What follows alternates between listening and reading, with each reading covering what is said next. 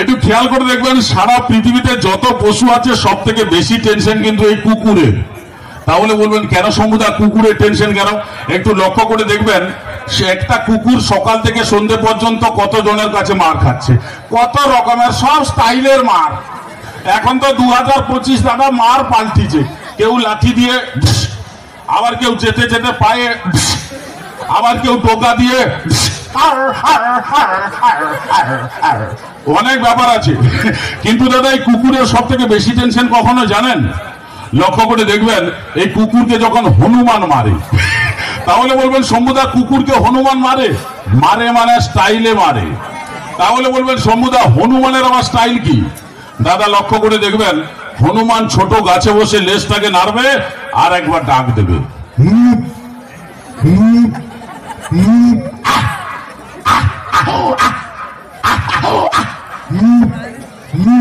দাদা এই শুনে কুকুর চলে এলো। কেন রে, তুই তো দূরে ছিলিস? এ দাদা মার খাওয়ার জন্য আসছে। এবার লক্ষ্য করে দেখবেন হনুমানকে দেখে গ্রামের কুকুরের পরিবেশটা কিভাবে হয়। একটা গ্রামে তো অনেক রকমের কুকুর দেখা যায়, তার মধ্যে নেড়ি কুত্তা, হ্যাঁ মার্কেটে বেশি চালু, যেখানে যাবেন পেয়ে যাবেন, ইয়ের অভাব নেই। না বৌদি জোড়াতে কেন দোকান টেঙ্কি দাঁড়ে বুঝে সব জায়গা পাবেন, নেড়ি কুত্তার অভাব নেই। এই নেড়ি কুত্তার আওয়াজটা কিভাবে হচ্ছে হনুমানকে দেখে? তার নাম নেড়ি, তার আওয়াজও সেই রকম।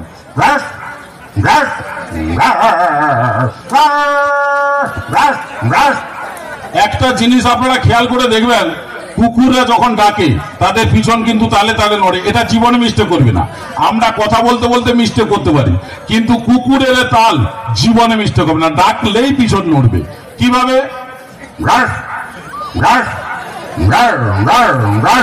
এটা জীবনে মিস্টেক করবে না। আর একটা কুকুর আছে খুব রাগী, মোটা করে রাস্তা টার্নিং এ শুয়ে থাকে।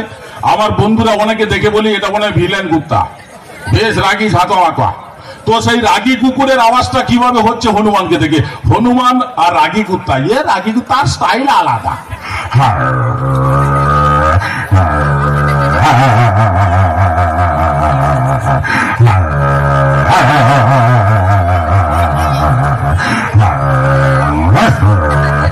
দাদা সেই সময়ে কুকুরের ঘাড়ে একটা মাছি বসছে, এদিকে হনুমান এদিকে মাছি। দাদা কুকুর আউরানির মধ্যে পড়িয়েছে।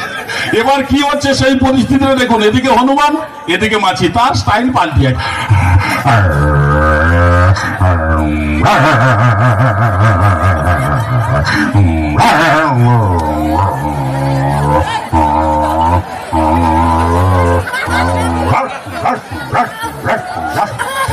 দাদা এই পরিস্থিতি গিয়ে হনুমান ভাবছে কুকুর যদি এরকম খেল দেখায় আমার অবস্থা খারাপ। এই বলে দাদা হনুমান গাছ থেকে লাফ দিয়ে ছুট, আর হনুমান ছুটা মানে তার পিছনে কুত্তা ছুটবেই, কেউ গতিরোধ করতে পারবেন। তার পূর্বপুরুষের একটা প্রথা আছে, হনুমান ছুটলেই পিছনে কুত্তা ছুটবে। এবার লক্ষ্য করে দেখবেন হনুমান যখন ছুটে 120 কিলোমিটার গতিবেগ, কিন্তু দাদা হনুমানের ডিস ব্রেক আছে। হ্যাঁ, হনুমান ছুটতে ছুটতে যে কোনো সময় বসে পড়বে, কিন্তু দাদা এ কুত্তার কোনো ব্রেক নাই, এর পা স্লিপ করবে রানী এক জায়গায় জীবনে দাঁড়াতে আরম্ভ রাম রাস্তায় না, তো কোনো ব্যাপার নাই। এবার হনুমান ছুটছে পিছনে কুত্তা, হনুমান ছুটছে পিছনে কুত্তা, হনুমান ছুটছে পিছনে কুত্তা, হনুমান বুঝতে পারছে কুত্তার পা স্লিপ। এবার কুত্তা ঘুরছে, হনুমান কান পাটায় ঠায়।